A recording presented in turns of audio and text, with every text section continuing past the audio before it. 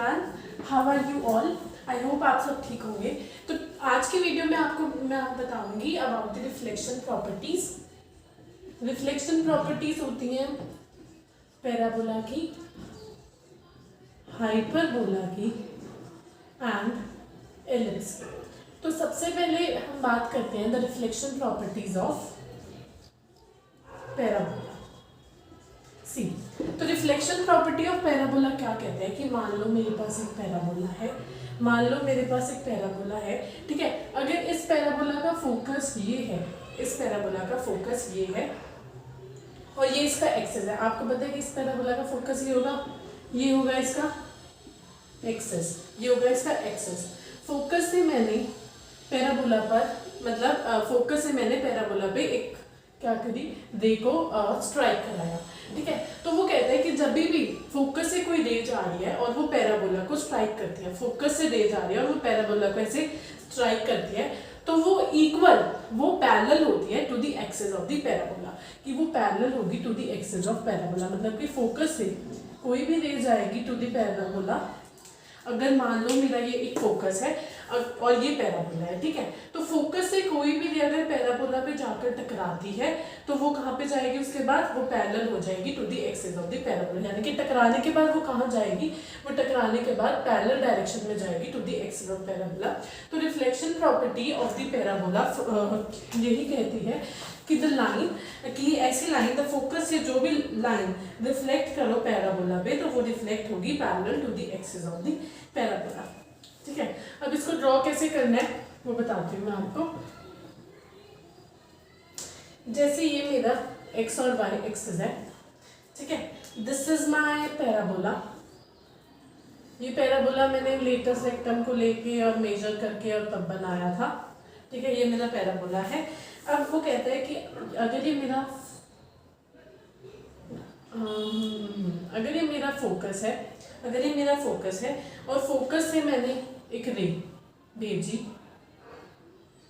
ऐसे, अगर फोकस से मैंने एक रे भेजी तो वो उसको एक्सिस, तो वो पैराबोला को स्ट्राइक करने के बाद कैसे जाएगी, पैरेलल जाएगी, parallel to the axis of the parabola. तो वो कैसे जाएगी, पैरेलल जाएगी, ठीक है। तो यही होती है reflection property of the parabola, that a ray coming from the focus when strikes the parabola goes parallel to the axis of the parabola.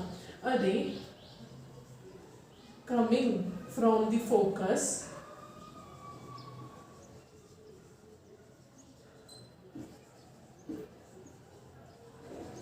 when strikes the parabola, then it moves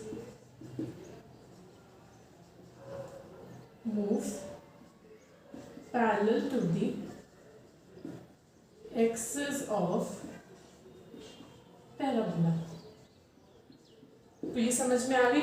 अब उसके बाद हम आते हैं the reflection property of ellipse, ठीक है। बिल्कुल आसान सी थी पैराबोला की, तो एलिप्स और हाइपरबोला इनकी भी बिल्कुल इजी सी रिफ्लेक्शन प्रॉपर्टी है, ठीक है। तो तो एलिप्स की रिफ्लेक्शन प्रॉपर्टी क्या कहती है, एलिप्स की रिफ्लेक्शन प्रॉपर्टी कहती है कि मान लो ये मेरे पास एक एलिप्स है, ठीक है, ये मेरे पास एक एलिप्स है, इसके फोकस है एक यहाँ पर और एक फोकस है इसका यहाँ पर। This is your F1, this is your F2। ये मेरे उस एलिप्स के फोकस है, ठीक है। ये कोई पॉइंट है P ऑन दी पैराबोला, ये कोई पॉइंट है P ऑन दी पैराबोला और फोकस से कोई रे पैराबोला पे जाके टकराती है, मतलब P पे, इस P पॉइंट के पास जाके टकराती है, ठीक है। और इस P पॉइंट पे मैंने एक टेंजेंट ड्रॉ कर दिया, तो वो कहता है ये वाला एंगल भी अल्फा होगा और ये वाला एंगल भी अल्फा होगा। मतलब रिफ्लेक्शन प्रॉपर्टी ऑफ एलिप्स ये कहती है a line tangent to the ellipse at P on the ellipse make equal angles from the focal.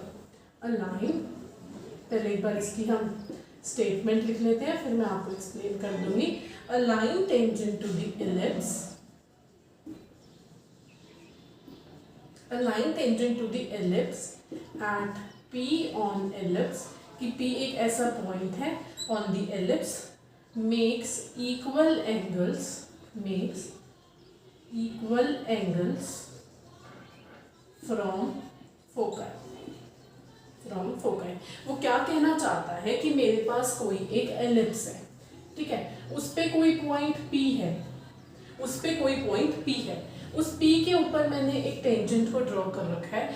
तो ये जो ये टेंजेंट है ना, ये इक्वल एंगल बनाएगा विद द फोकाई, कि फोकाई के साथ ये टेंजेंट वाली लाइन इक्वल एंगल बनाएगी, यानी कि अगर ये अल्फा है तो ये भी अल्फा होगा। देखो बिल्कुल सिंपल सी बात, वो कह रहे हैं कि मेरे पास कोई एलिप्स है, उस एलिप्स के ऊपर मैंने एक टेंजेंट ड्रॉ कर दिया, तो उस टेंजेंट, उस पॉइंट पे मैंने टेंजेंट ड्रॉ कर दिया, तो उस टेंजेंट से फोकस के बीच में, यानी कि ये जो ये वाला होगा ना, दिस इज ए, मान लो ए बी एक टेंजेंट है, तो ये जो ए पी एफ एंगल होगा और जो बी पी एफ एंगल होगा वो हमेशा इक्वल होगा, वो हमेशा इक्वल होने वाला है।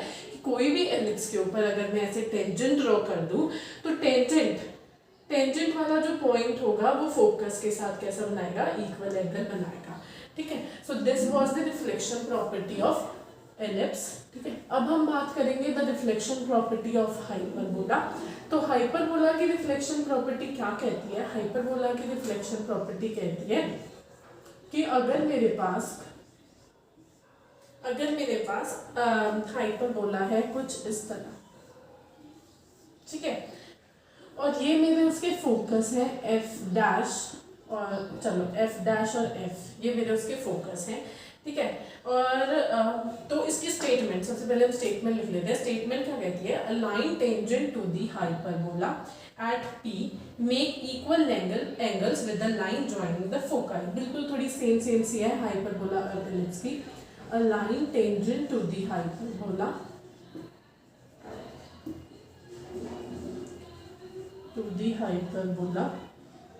at P makes equal angles with line joining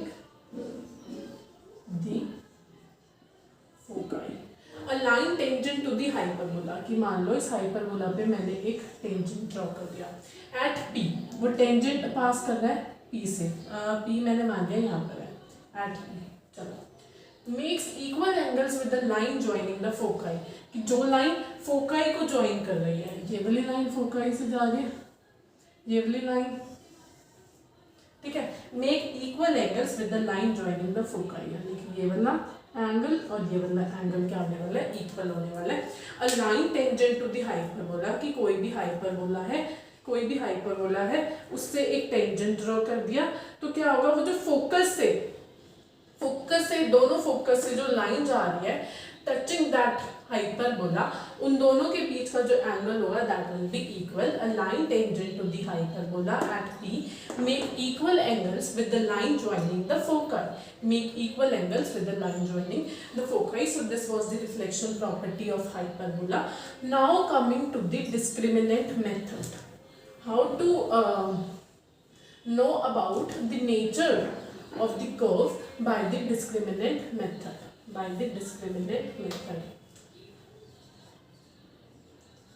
discriminant method। तो हम सबको पता है, हमें क्या पता है कि सेकेंड डिग्री इक्वेशन क्या होती है? ax² plus bxy plus c² plus dx plus ey plus f equal to 0। ये मेरी सेकेंड डिग्री इक्वेशन होती है, ठीक है। हमें पता है डिस्क्रिमिनेंट d क्या होता है? b² minus 4ac। अगर मेरा जो d है ना, यानी कि b² minus 4ac greater than 0 आई, तो मेरे पास कर्व कैसा होगा? हाइपरबोला।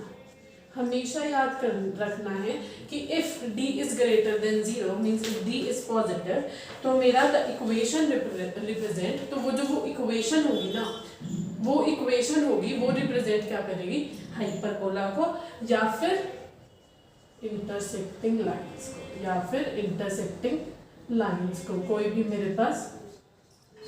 ऐसे हम डायरेक्टली भी पहचान सकते हैं कि मेरा कर्व कैसे आने वाला है सेकेंड डिग्री को देख के। अगर मेरा d लेस देन 0 आ गया, तो इक्वेशन किसको रिप्रेजेंट करेगी? इक्वेशन रिप्रेजेंट करेगी एलिप्स को, इक्वेशन रिप्रेजेंट करेगी एलिप्स को या फिर सर्कल को या फिर अ पॉइंट या फिर किसी पॉइंट का, ठीक है। तो अगर मेरा d यानी कि मेरा b स्क्वायर माइनस 4ac, मेरे पास एक सेकंड डिग्री इक्वेशन है, ठीक है, उसमें से मैंने b स्क्वायर माइनस 4ac को सॉल्व करा, अगर वो लेस देन 0 आया यानी कि वो नेगेटिव आ रहा है, तो वो मेरी इक्वेशन रिप्रेजेंट करेगी एलिप्स को या फिर एक सर्कल को या फिर एक पॉइंट को, और इसका कभी भी ग्राफ नहीं बनता, नो ग्राफ, इसका कोई ग्राफ नहीं बन रहा, ठीक है। अगर मेरा d इक्वल टू 0 आ गया, if my d is equal to 0, तो वो इक्वेशन रिप्रेजेंट करेगी एक parabola, then this equation will represent a parabola, और इसका भी कोई ग्राफ नहीं बनता, नो ग्राफ, ठीक है। तो this is the discriminant method. Discriminant method क्या कहते हैं, मेरे पास एक सेकंड डिग्री इक्वेशन है जिसमें d क्या होता है, b स्क्वायर माइनस 4ac होता है। अगर d ग्रेटर देन 0 आ गया, then that will represent a hyperbola intersecting lines. If d is less than 0, then that equation will represent ellipse, circle or a point. If d is equal to 0, the equation will represent a parabola. Hyperbola, ellipse, parabola. जैसे कि मान लो मेरे पास एक second degree equation है 4x square plus 8xy plus 2y square plus 6x plus 9y plus 7 equal to 0, ठीक है। तो मेरा a क्या है इसमें 4, b क्या है 8, c क्या है 2, d को निकालने के लिए 8 का square minus 4 into 2 that is 64 minus 32 that is 32 क्या है, ग्रेटर देन 0, ग्रेटर देन 0 है ना, तो इसका मतलब ये वाली इक्वेशन किसको रिप्रेजेंट कर रही है, एक हाइपरबोला को। So this equation represents a hyperbola. तो इस तरह हम डिस्क्रिमिनेंट मेथड से भी फाइंड आउट कर सकते हैं कि वो इक्वेशन मेरी किस चीज़ की है। सो आई होप आपको ये दोनों टॉपिक्स क्लियर हो गए होंगे, the reflection properties as well as discriminant method. Thank you. And अगर आपको फिर भी कभी भी कोई भी डाउट आता है then you can mention in the comment section. बाकी मैं इसका बिल्कुल detailed notes, figure and all आपको डिस्क्रिप्शन में प्रोवाइड कर दूंगी। So thank you.